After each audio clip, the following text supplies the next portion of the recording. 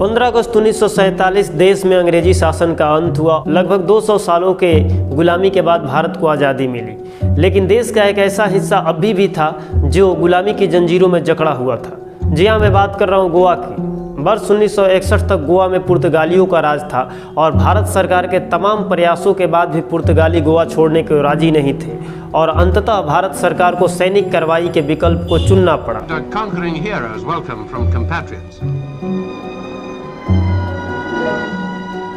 Tiny Goa, all 1500 square miles of it was now added. नमस्कार दोस्तों, स्वागत है आप सबका एक नए वीडियो में। इस वीडियो में हम चर्चा करेंगे कि गोवा पुर्तगालियों से आज़ाद कैसे हुआ और उसका विलय भारत में कैसे हुआ। जब तमाम कोशिशों के बाद पुर्तगालियों ने गोवा छोड़ने से इनकार कर दिया, तब जवाहरलाल नेहरू ने गोवा की आज़ादी के लिए सैनिक विकल्प को चुना। 2 दिसंबर 1961 को भारतीय सेना ने गोवा की घेराबंदी शुरू कर दी। भारतीय सेना के 50 पैराशूट रेजिमेंट को मद्रास, आगरा और हैदराबाद से बेलगांव लाया गया। इस मिशन को ऑपरेशन विजय का नाम दिया गया, जिसका नेतृत्व मेजर जनरल कैदेथ कर रहे थे। हमले की तारीख 14 दिसंबर 1961 को तय की गई, लेकिन अमेरिकी दबाव के चलते इस तिथि को बदल करके इसे आगे बढ़ाना पड़ा और पुनः 16 दिसंबर 1961 की तिथि को फाइनल किया गया।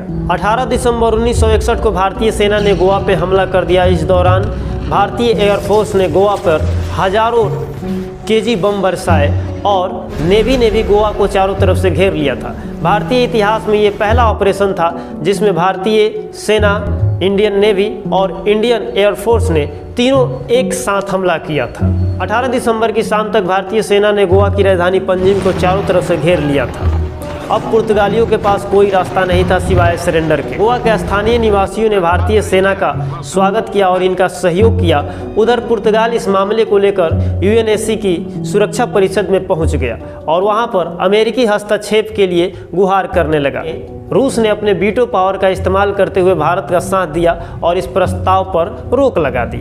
19 दिसंबर 1961 रात 9:15 पर गोवा के पुर्तगाली गवर्नर जनरल वासालो सिल्वा ने भारतीय सेना के सामने सरेंडर किया। इस प्रकार गोवा आज़ाद हुआ और उसका विलय भारत में हुआ। लगभग 35 घंटे चले इस ऑपरेशन में भारतीय सेना के 22 जवान शहीद हुए, जबकि 54 अन्य जवान घायल हुए।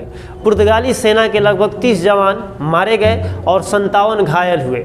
बाकी 3306 पुर्तगाली सैनिकों को भारतीय सेना ने युद्धबंदी बना लिया।